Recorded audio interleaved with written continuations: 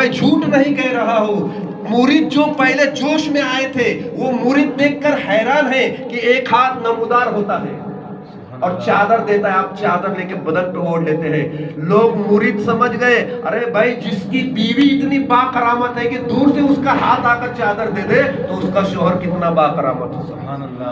اب مرید بھی ٹھنڈے۔ اب یہ کوئی معمولی چیز نہیں ہے ایمان والوں، یہ تستنجی میں ہی واقعہ ہو رہا ہے، اور وہ جو سوال کرنے والا تھا وہ کہیں دور رہنے والا تھا شہر میں۔ میں آپ کو ایک بات بتاؤں کہ سمجھو یہ رفیق بھائی کے گھر میں چل رہا ہے اور ہمارے سلیم بھائی اوپر رہتے ہیں، اگر یہاں سے کوئی کہے چادر دے دو تو وہاں سے بھی چادر کا ہاتھ آیا تو بہت بڑی بات ہے۔ چادر صرف ہاتھ دیکھا تو بہت بڑی بات ہے، یہ تو بہت دور کا فاصلہ تھا۔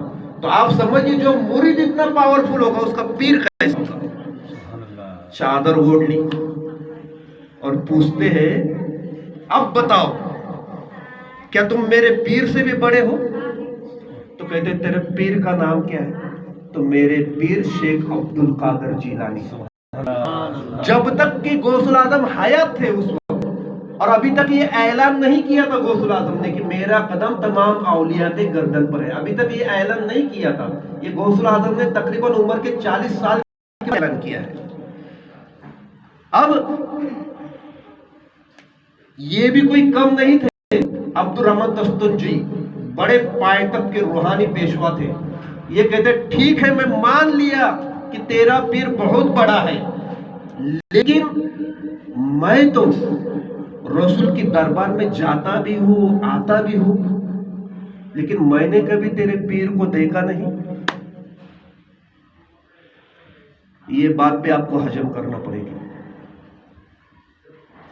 اب لوگوں ایسا کیسے ہو سکتا ہے یہاں بیٹھے بیٹھے رسول کے دربار میں جب یہ آئے نہیں؟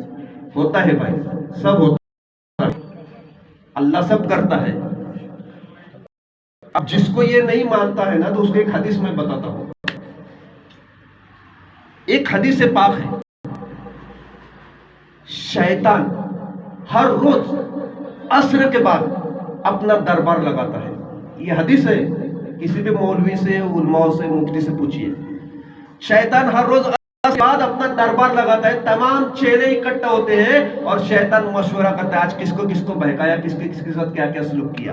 جب شیطان کو اللہ نے اتنی طاقت دی ہے کہ وہ ہر روز عصر کے بعد اپنا دربار سجاتا ہے تو وہ مردود کو مان سکتا ہے تو کیا محبوب کے دربار کو نہیں مانے گا؟ شیطان کو اتنی قوت ہے تو کیا رسول خدا کو اللہ اتنی قوت نہیں دے گا کہ وہ اپنا دربار سجائے، لوگ آتے رہے جاتے رہے۔ عبد الرحمن تستنجی رحمت اللہ کہتے ہیں میں تو رسول کائنات صلی اللہ علیہ وسلم کے دربار میں جاتا بھی ہوں آتا بھی ہوں، لیکن میں نے کبھی تیرے پیر کو دیکھا ہی نہیں۔ یہ گفتگو ہو رہی ہے تستنجی میں، بہت دور ہے یہ بغداد سے۔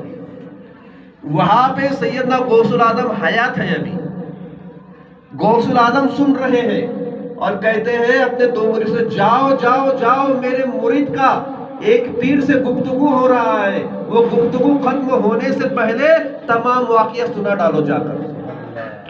اب وہ دونوں مرید آئے تستنجی میں اور کہتے ہیں سنو سنو، ہمارے پیر نے ہمیں بھیجا ہے، ہم غوث الاعظم کے مرید ہیں، عبد القادر جیلانی کے مرید ہیں۔ تو عبد الرحمن تستنجی رحمت اللہ علیہ کہتے ہیں کیا تم بھی اسی عبد القادر جیلانی کے مرید ہو؟ ہاں ہم انہی کے مرید ہیں۔ ٹھیک ہے، لیکن رسول کے دربار میں جاتا بھی ہوں آتا بھی ہوں، لیکن میں نے کبھی تو انہیں دیکھا نہیں۔ تو وہ دو مرید آ کر کہتے ہیں سنو، ہمارے پیر نے یہ کہہ کر بھیجا ہے کہ فلا فلا دن، فلا فلا تاریخ کو، فلا فلا وقت میں کیا رسول خدا نے تمہیں خلعت عطا نہ کی؟ سبحان اللہ، خلعت عطا نہ کی؟ خلعت کسے کہتے ہیں معلوم ہے؟ پیران طریقت میں ایک شال، خلافت کے وقت ایک شال ملتی ہے، ایک صافہ ملتا ہے، کبھی کبھی آسا بھی ملتا ہے، اسے خلعت کہتے ہیں۔ ہاں کیا تمہیں خلعت عطا نہ کی گئی؟ ہاں خلعت عطا کی گئی۔ اس چادر پر قل هو اللہ احد لکھا ہوا تھا؟ ہاں لکھا ہوا تھا۔ اس کا رنگ ایسا تھا؟ ہاں ایسا تھا.